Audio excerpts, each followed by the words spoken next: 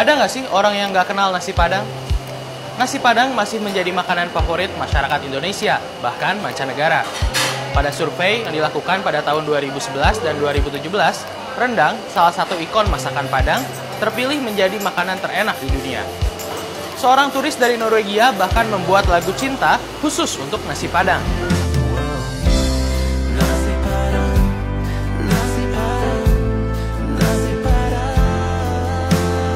Tapi ternyata ada berbagai hal unik seputar nasi Padang yang barangkali belum diketahui banyak orang. Khusus bagi Anda, para penonton, BBC News Indonesia melakukan survei dan wawancara untuk menciptakan ini.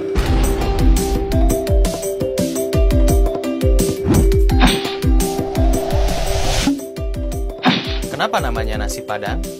Nasi Padang adalah sebutan untuk masakan khas Minangkabau, yang biasanya dijual di tempat-tempat khusus yang dikenal dengan nama rumah makan Padang.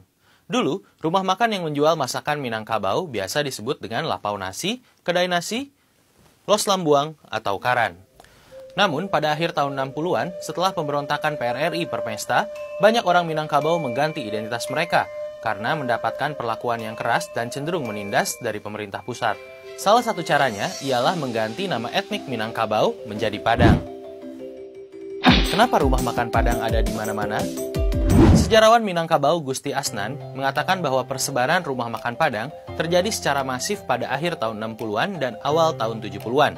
Hal ini berkaitan dengan eksodus masyarakat Minangkabau setelah peristiwa PRRI. Waktu itu, hampir semua laki-laki Minang pandai memasak. Jadi, usaha yang paling gampang ya bikin rumah makan. Kenapa semua orang suka nasi Padang? Menurut sejarawan kuliner Fadli Rahman, elemen nasi sebagai makanan pokok dan lauk pauk yang kaya rempah-rempah membuat nasi Padang digemari banyak masyarakat Indonesia.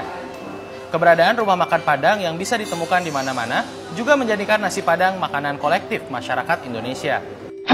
Benarkah nasi Padang lebih enak di Padang daripada di luar Padang? Ini memang subjektif sih, tapi banyak yang bilang kalau nasi Padang di Padang itu jauh lebih enak. Menurut para pakar kuliner, rahasianya mungkin terletak pada bumbu-bumbu yang digunakan di tanah Minang. Misalnya, rendang yang dibuat dengan kelapa Pariaman akan beda rasanya dengan rendang yang dibuat dengan kelapa dari Pulau Jawa. Begitu pula dengan cabai. Ada cabai alahan panjang, ada cabai bukit tinggi, ada cabai payakumbuh, dan lain sebagainya.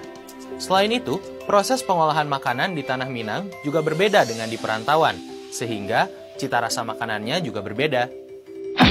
Kenapa nasi Padang kalau dibungkus lebih banyak nasinya?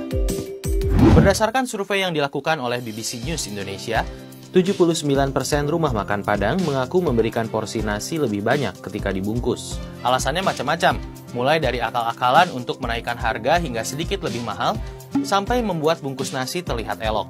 Menurut sejarawan Minangkabau Gusti Asnan, tradisi memberi porsi nasi yang lebih banyak merupakan bentuk penghargaan kepada pembeli nasi bungkus, karena telah mengurangi pekerjaan pemilik kedai.